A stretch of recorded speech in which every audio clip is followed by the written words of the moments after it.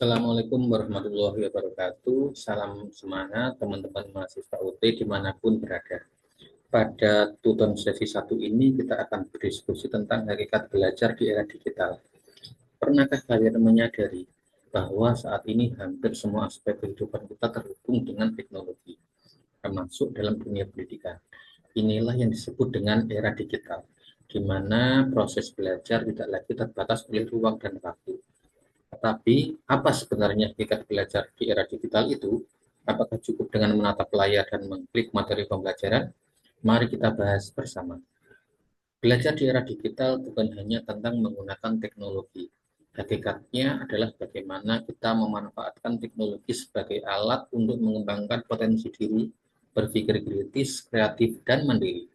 Teknologi hanyalah sarana, sedangkan inti dari belajar tetap sama, mencari, memahami, dan menerapkan pengetahuan. Menurut ahli pendidikan Heni tahun 2002, teknologi pendidikan adalah penerapan ilmu dan alat untuk meningkatkan efektivitas belajar.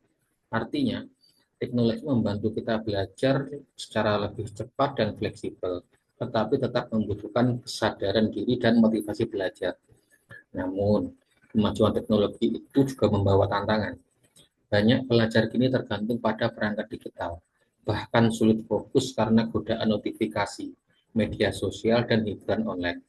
Menurut Rosen, Carrier, dan Chever tahun 2013, distraksi digital dapat menurunkan fokus belajar dan kemampuan memahami materi. Selain itu, Sweller tahun 2011 juga menjelaskan bahwa terlalu banyak informasi online bisa menyebabkan beban kognitif berlebih. Otak kita kewalahan memilah mana yang penting. Akibatnya siswa mudah lelah, sulit berpikir mendalam, dan cenderung hanya menghafal bukan memahami. Jadi, bagaimana kita bisa tetap fokus dan bijak menggunakan teknologi? Ada beberapa cara yang bisa kita lakukan. Pertama, atur waktu dan disiplin diri. Gunakan teknik seperti Podomoro, yaitu belajar 25 menit dan istirahat 5 menit. Kedua, buat lingkaran belajar bebas distraksi. Matikan notifikasi dan letakkan ponsel jauh dari meja belajar. Ketiga, gunakan teknologi secara bijak. Pilih aplikasi yang mendukung seperti e-book, video edukatif, dan platform pembelajaran digital. Dan yang tak kalah penting, kembangkan literasi digital. Pelajari cara memilah sumber informasi yang benar dan terpercaya. Seperti kata Zimmerman tahun 2002, pelajar yang mampu mengatur dirinya akan lebih sukses menghadapi tantangan belajar di era digital. Era digital memberi kita peluang besar untuk belajar kapan saja, di mana saja. Tetapi kita harus ingat, teknologi hanyalah alat.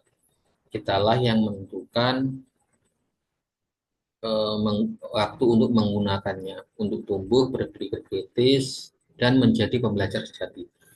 Karena pada akhirnya hakikat belajar di era digital adalah bagaimana kita menguasai teknologi tanpa dikuasai olehnya.